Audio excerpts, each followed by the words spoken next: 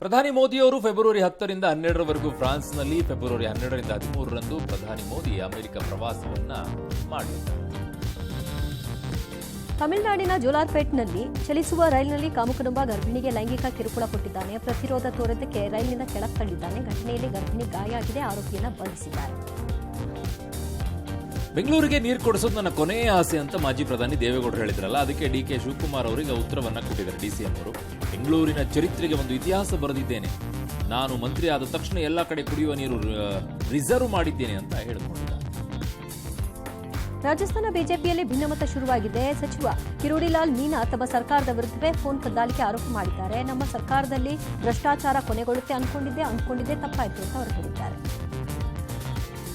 ಬೆಂಗಳೂರಿನ ಸಿಸಿಬಿ ಪೊಲೀಸರು ಏನ್ ಮಾಡಿದಾರೆ ಗೊತ್ತಾ? ವ್ಯಕ್ತಿಯೊಬ್ಬರನ್ನು ಐಟಿ ಆಫೀಸರ್ ಅಂತ ಹೆದರಿಸೋಕೆ ಹೋದ್ರು. ಈಗ ಜಯನಗರ ಪೊಲೀಸರ ಕಡೆಗೆ ಲಾಕ್ ಆದರು. ಸಿಸಿಬಿ ವಿಶೇಷ ತನಿಖಾ ವಿಭಾಗದ ಎಎಸ್ಐ ಸಗೀರ್ ಅಹಮದ್ ಅಂತೆ, ಹೆಡ್ ಕಾನ್ಸ್ಟೇಬಲ್ ಸತೀಶ್ ಅಂತೆ ಮತ್ತು ಮಾಹಿತಿದಾರ ಚಾಂದ್ ಪಾಷಾ ಅಂತೆ, ಆಟೋ ಚಾಲಕ ಬೇರೆ ಅಂತೆ. ಇವ್ರನ್ನ ಅರೆಸ್ಟ್ ಮಾಡಿದ್ದಾರೆ. ಭಾರತದೊಳಗೆ ನುಸುಳಲು ನೋಡಿದ 7 ಮಂದಿಯನ್ನ ಭಾರತೀಯ ಸೇನೆ ಪೂಂಚ್ ಜಿಲ್ಲೆಯ ಕೃಷ್ಣಘಟ್ಟಿ ವಲಯದಲ್ಲಿ ಹತ್ಯೆ ಮಾಡಿತು. ಹತ್ಯೆಯಾದವರಲ್ಲಿ ಪಾಕ್ ಸೇನೆಯ ಸಿಬ್ಬಂದಿ ಸಹ ಇದ್ದಾನೆ ಅಂತ ಗೊತ್ತಾಗಿದೆ.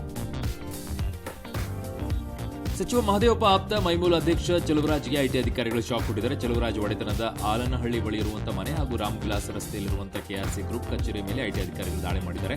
ಸತತ 3 ದಿನಗಳಿಂದಲೂ ಕೂಡ ದಾಖಲೆಗಳ ಪರಿಶೀಲನೆ ಮುಂದುವರೆದಿದೆ. ಬಿಎಚ್ಪಿಯ ಹಿರಿಯ ನಾಯಕ ಕಮೇಶ್ವರ ಚೌಪಾಲ್ ಇನ್ನಿಲ್ಲ. ವಯೋಸಹಜ ಅನಾರೋಗ್ಯದಿಂದ ಬಳಲ್ತಾ ಇದ್ದ ಅವರು ದೆಹಲಿ ಆಸ್ಪತ್ರೆಯಲ್ಲಿ ಇಹಲೋಕ ತ್ಯಜಿಸಿದ್ದಾರೆ. ಅಯೋಧ್ಯೆ ಚಳವಳಿಯಲ್ಲಿ ಸಕ್ರಿಯವಾಗಿದ್ದ ಚೌಪಾಲ್ ರಾಮಮಂದಿರ ನಿರ್ಮಾಣಕ್ಕೆ ಮೊದಲ ಇಟ್ಟಿಗೆ ಇಟ್ಟವರು ಇವರು. ಅನಾರೋಗ್ಯದಿಂದ ಬಳಲ್ತಾ ಇದ್ದ ಮಾಜಿ ರಾಜ್ಯಪಾಲ ದಿವಂಗತ ರಾಜಯ್ಯ ಅವರ ಪತ್ನಿ ಗೌರಮ್ಮ ಅವರು ಮೈಸೂರಿನ ಖಾಸಗಿ ಆಸ್ಪತ್ರೆಯಲ್ಲಿ ಕೊನೆಯುಸಿರೆಳೆದಿದ್ದಾರೆ. ಮೃತ ಗೌರಮ್ಮ ಅವರ ಪುತ್ರ ಎಆರ್ ಕೃಷ್ಣಮೂರ್ತಿ ಕೊಳ್ಳೇಗಾಲ ಶಾಸಕರಾಗಿದ್ದಾರೆ. ಕಳೆದ ವಾರವಷ್ಟೇ ಸಿಎಂ ಆಸ್ಪತ್ರೆಗೆ ಭೇಟಿ ನೀಡಿ ಆರೋಗ್ಯ ಕೂಡ ವಿಚಾರಿಸಿದರು. ದಿವಂಗತ ಉದ್ಯಮಿ ರತನ್ ಟಾಟಾ ತಮ್ಮ ವಿಲ್ನಲ್ಲಿ 500 ಕೋಟಿ ಸಂಪತ್ತನ್ನ ಜಮ್ಶೆಡ್ಪುರದ ಪ್ರವಾಸೋದ್ಯಮಕ್ಕೆ ಮೋಹಿನಿ ಮಹಲ್ ದತ್ತಾ ಹೆಸರಿಗೆ ಬರೆದಿರುವ ವಿಚಾರ ಬಯಲಾಗಿದೆ. ಮೋಹಿನಿ ಮೋಹನ್ ದತ್ತಾ 6 ದಶಕಗಳ ಕಾಲ ರತನ್ ಟಾಟಾ ಬಳಿ ಕೆಲಸ ಮಾಡ್ತಾ ಇದ್ದರು.